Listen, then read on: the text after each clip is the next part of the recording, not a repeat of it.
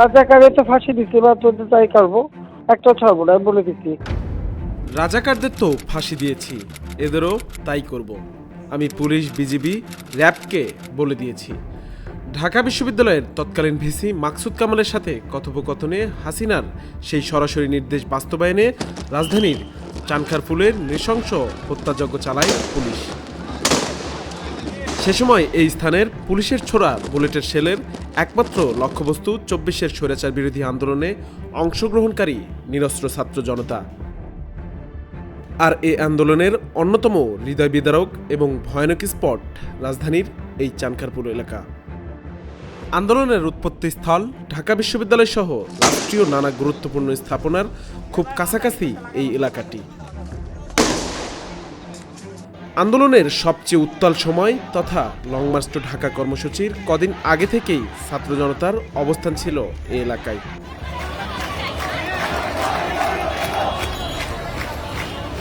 বৈষম্য বিরোধী ছাত্র আন্দোলন চলাকালে সারা দেশে শিক্ষার্থীদের গণগ্রেফতার ও আইনশৃঙ্খলা বাহিনীর গুলিতে শত শত শিক্ষার্থী ও জনসাধারণের মৃত্যু এবং আহত হওয়ার প্রেক্ষিতে ১ আগস্ট ২০২৪ সমন্বয়কগণ মার্চ ফর জাস্টিস কর্মসূচির অংশ হিসেবে ৯ দফা দাবি পেশ করে স্বৈরাচার সরকারের কাছে।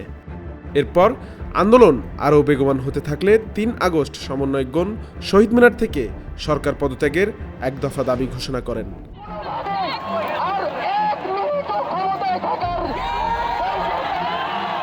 এরপর শুরুতে ৬ আগস্ট মার্চ টু ঢাকা কর্মসূচি ঘোষণা করা হলে কৌশলগত কারণে তা একদিন এগিয়ে ৫ আগস্ট ঘোষণা করা হয়। সারা দেশ থেকে ঢাকায় আসতে শুরু করে ছাত্র জনতা। এদিন ঢাকাসহ সারা দেশ থেকে আসা আন্দোলনকারীদের শহীদ মিনারে অবস্থান নেওয়ার জন্য বলা হয়। আন্দোলনকারীদের একাংশ জড়ো হতে থাকে চানখারপুল এলাকায়।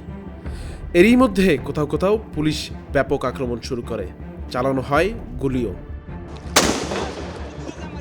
হাসিনার সেই নির্দেশ বাস্তবায়নে চানখারপুলে বড় সেই জমায়েত ঠেকানোর জন্য তৎকালীন ডিএমপি কমিশনার হাবিবুর রহমান তার অধীনস্থদের ওয়্যারলেস মেসেজের মাধ্যমে সর্বোচ্চ বল প্রয়োগ করে গুলি চালানোর নির্দেশ দেয়।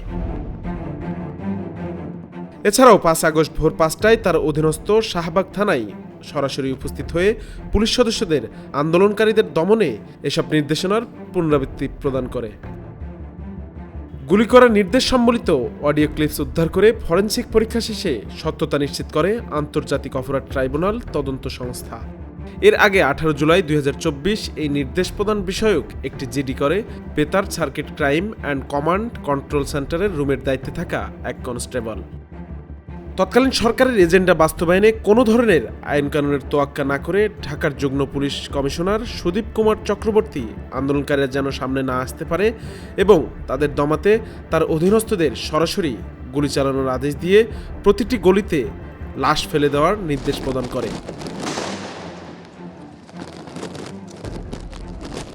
যার ফলে হাসিনা পলায়নের মাত্র কয়েক ঘন্টা আগে ডিএমপি ঢাকার রমনা জোনের তৎকালীন এডিসি আখতারুল ইসলাম, রমনা জোনের সাবেক এসি ইমরুল, শাহবাগ থানা অপারেশনস পুলিশ পরিদর্শক আরশাদ হোসেন, ডিএমপি কনস্টেবল সুজন, নাসিরুল ও কনস্টেবল ইমন সহ ৪০-৫০ জন অফিসার ও ফোর্স সহ আন্দোলন দমনের জন্য চানখারপুল ও আশেপাশের এলাকায় অবস্থান নেয়। সকালে চানখারপুল মোড়ে দাঁড়িয়ে অধীনস্থ কনস্টেবল ও অফিসারদের গণভবন অভিমুখে মার্চ টু ঢাকা কর্মসূচির শান্তিপূর্ণ মিছিল প্রতিহত করার উদ্দেশ্যে tear shell, sound grenade, shotgun এবং প্রাণঘাতী চায়না রাইফেল ব্যবহার করে হত্যার উদ্দেশ্যে টার্গেট কিলিংয়ে মেতে ওঠে।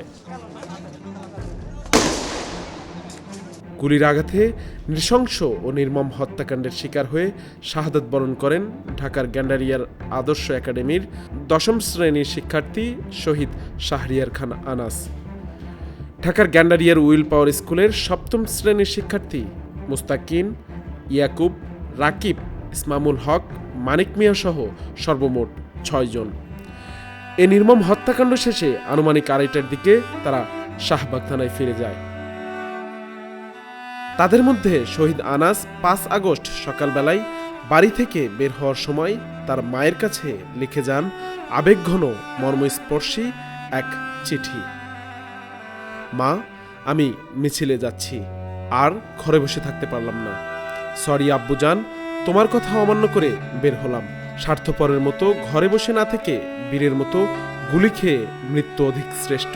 যদি বেঁচে না থাকি, কষ্ট না পেয়ে গর্বিত হয়েও। ঠিক সেই আনাস শহীদ হলেন এবং মর্যাদা পেলেন শহীদের।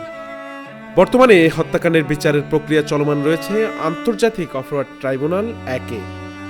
এরই মধ্যে তদন্তকারী সংস্থা তদন্ত প্রতিবেদন, সম্পূরক তদন্ত প্রতিবেদন ও ফরমাল চার্জ দাখিল করেছে ট্রাইব্যুনালে, যেখানে 8 পুলিশ সদস্যকে আসামি করে তদন্ত করা হয় এবং আসামিদের বিরুদ্ধে হত্যাকাণ্ডে জড়িত থাকার নানা প্রমাণাদি উঠে আসে এই তদন্তে।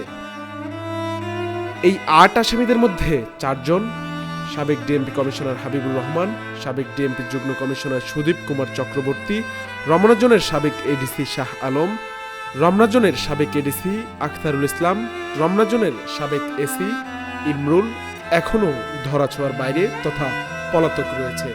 অপর 4 আসামি পুলিশ সদস্য আদালতের আদেশে জেল হাজতে রয়েছে। আসামিদের বিরুদ্ধে ঘটনার বিবরণ প্রদান করে সাক্ষ্য প্রদান করেছেন জুলাই আন্দোলনের সমন্বয়ক ও সাবেক উপদেষ্টা আসিফ মাহমুদ সজীব ভূঁইয়া সহ প্রত্যক্ষ আন্দোলনকারী ও সে সময় দায়িত্বরত পুলিশ সদস্য, বিশেষজ্ঞ চিকিৎসক সহ মোট 26 জন। আগামীকাল 20 জানুয়ারি আন্তর্জাতিক অপরাধ ট্রাইব্যুনাল 1-এ এই নৃশংস হত্যাকাণ্ডের রায় ঘোষণার কথা রয়েছে। সাজ্জাদ হোসেনের তথ্য পরিকল্পনায় হাবিব হাসান মোহন, মানবজমিন, ঢাকা।